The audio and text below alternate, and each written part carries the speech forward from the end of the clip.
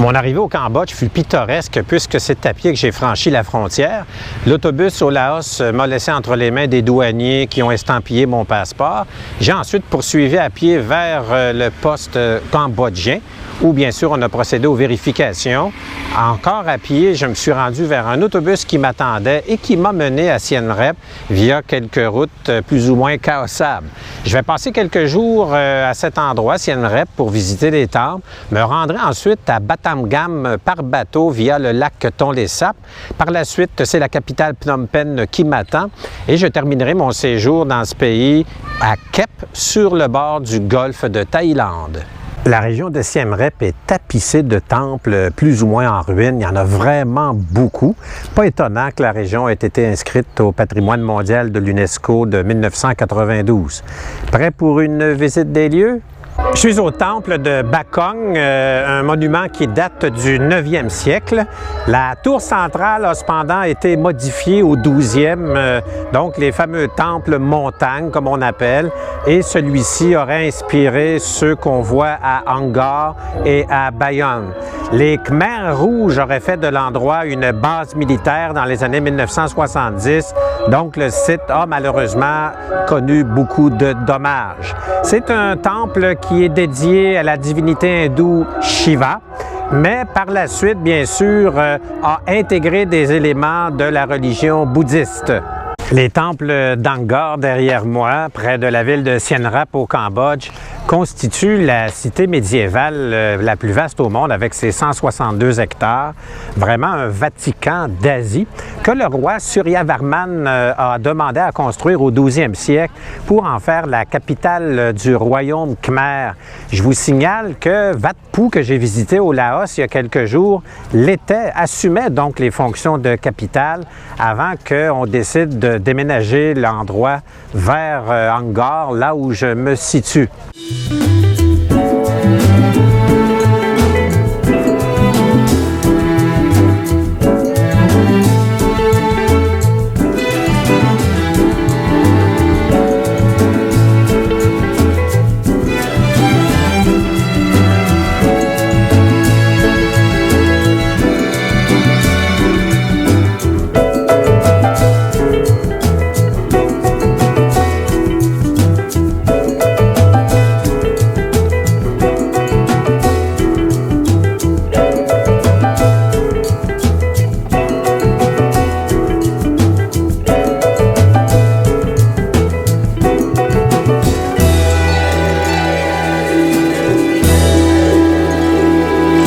Cette fresque qui a plus de 48 mètres de long évoquerait la bataille finale, l'assaut final que se seraient livrés deux cousins. Elle se présente en 3 niveaux. Le premier, donc, est constitué de soldats qui haranguent leurs compatriotes avec trompettes et flûtes. Le deuxième niveau évoque la bataille à proprement parler avec chevaux, armement et des éléphants. Enfin, le dernier des 3 niveaux est réservé au poste de commandement.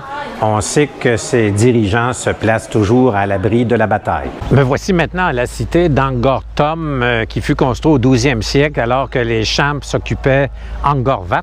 C'était une cité fortifiée et évidemment le monument central de la cité était le temple de Bayonne dont on observe les restes derrière moi. Cité bouddhiste donc d'une extrême importance. Les vestiges évidemment subissent les affres du temps puisqu'ils datent du 12e siècle.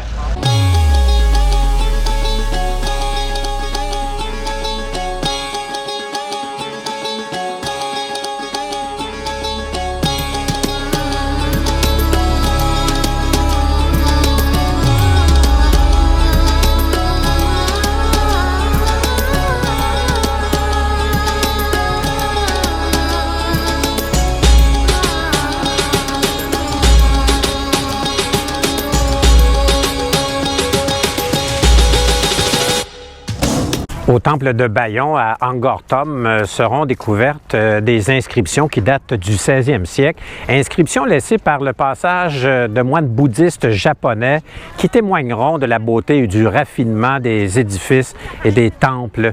Au 19e siècle, un explorateur français du nom de Henri Mouhot évoque le génie d'un Michel-Ange d'Orient dont il aurait bien aimé connaître l'identité. Je loge au Nari Villa à Siem Reap, au Cambodge.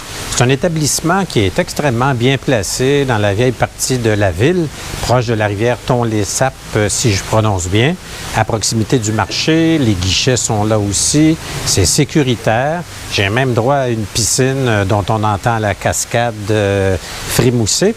Maintenant, je vais vous présenter la chambre qui est la mienne. Alors, c'est une belle grande pièce, un peu sombre, mais on voit que l'hôtel date probablement des années 20 parce que je dois avoir des plafonds de 12 pieds facilement. J'ai un bureau de travail un peu exigu, un petit réfrigérateur, c'est parfait. Le lit est confortable. Mais la seule chose que je reproche à cette pièce, je le répète, c'est qu'elle est un peu sombre. Ma salle de bain se fait désirer parce que, laissez-moi vous dire que la porte à ressort demande tout un effort pour qu'on puisse l'ouvrir. La salle de bain est cocasse, elle est drôle parce que dès qu'on y entre, on a un choix à faire. Si on va vers la gauche, c'est la douche.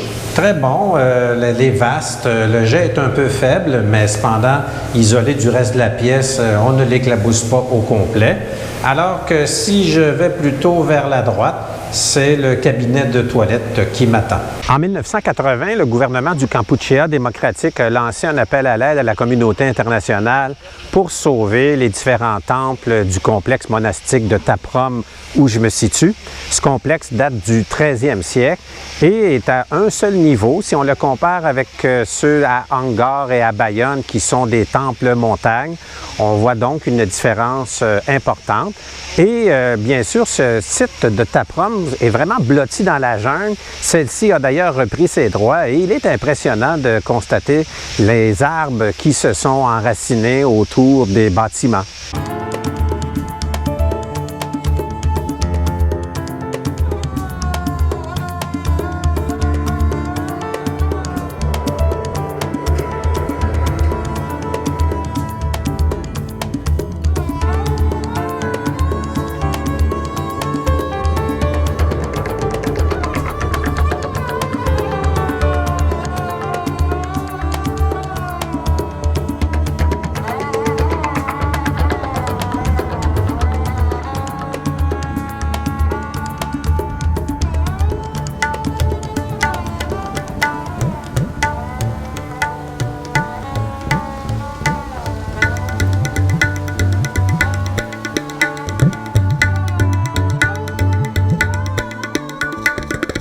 À 40 km au nord des temples d'Angkor se situe Banteay Sri, un autre temple bouddhiste, mais qui date du 10e siècle.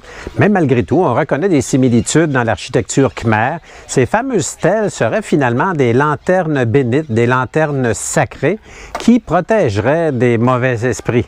Le temple de Banteay Sri marquerait un tournant dans l'art khmer, dans la façon de travailler les frises, de confectionner les linteaux. Ces changements ont eu des répercussions sur la construction des temples de Angkor puis de Bayon. Le site de Banteay Sri se distingue aussi d'Angkor et du temple de Bayonne par la teinte de sa pierre, plutôt de couleur ocre. C'est très joli. Peut-être que c'est le fruit de la pierre de la région qui fut employée pour faire sa construction. Le site de Banteay Sri a été découvert par des archéologues et explorateurs français dans la deuxième moitié du 19e. Ils ont entrepris des travaux de restauration avec les partenaires locaux. Un petit fait cocasse est que l'écrivain André Malraux a été arrêté à Phnom Penh dans les années 1920 pour trafic d'art khmer. Il a été donc pris sur le fait avec une statuette, une devote. Il devait initialement faire 3 ans de prison, mais finalement a été assigné à résidence pendant seulement 1 année et semble-t-il que ça se passait dans un très bel hôtel. Il serait dommage de quitter Siem Reap sans visiter son marché. Alors, on va aller faire un petit tour, on va regarder qu'est-ce que ça donne. La section alimentation du marché à Siem Reap est étendue. J'en ai jamais vu d'aussi vaste, je crois, même au Vietnam. Et encore, je vous ai épargné l'autre section tout aussi vaste où on vend des appareils électroniques, du linge, des bijoux et toutes sortes d'autres bricoles.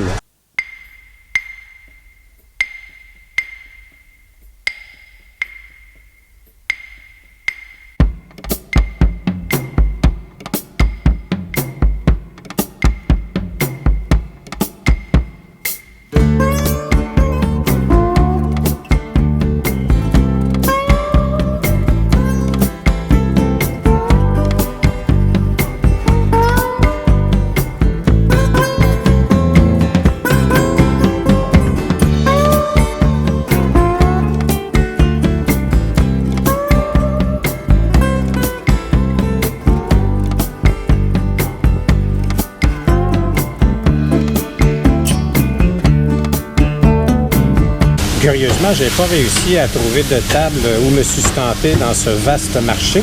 Alors, j'ai repris ma route sur 2 roues et immédiatement, un peu plus loin, j'ai trouvé un autre marché où là, j'ai eu plus de veine avec ce repas qui va me coûter 9000 riels. 9000 riels, c'est peut-être 3 $ sans plus. Les haricots et les carottes sont al dente à souhait, mais sont accompagnés d'une viande dont je ne peux identifier l'origine, peut-être du porc. Chose certaine, il y a des petits os là-dedans et il faut faire extrêmement attention. C'est quand même bon parce qu'il y a comme une petite finale de gingembre là-dedans. C'est pas désagréable. La saucisse de porc est-elle sèche, archi sèche? La réponse est oui. Avec le petit riz, ça aide un peu. J'ai mis la sauce des légumes dedans. Et j'ai renoncé carrément à manger les morceaux de viande mélangés aux légumes. Beaucoup trop d'os, beaucoup trop dangereux. Alors, je vais me rabattre sur cette saucisse plutôt sèche. Voilà, j'ai mangé ce que j'ai pu. J'ai renoncé évidemment aux petits morceaux de viande mélangés aux légumes. Beaucoup trop d'os, beaucoup trop dangereux. Le reste passera pas à l'histoire, mais ça a bouché un trou, comme dirait l'autre. Pour 9000 riels, ben, j'ai eu ce que j'ai eu, mais pourtant, hier, j'ai fracassé tous les records avec ce petit dîner dans un boui-boui en route vers la visite d'un temple. Il m'en a coûté 6000 riels pour des nouilles frites aux légumes et au poulet. La portion était très généreuse. Donc, pour 2 $, je crois que c'est le record en termes de repas abordables jusqu'à présent au Cambodge. Alors, à plus tard.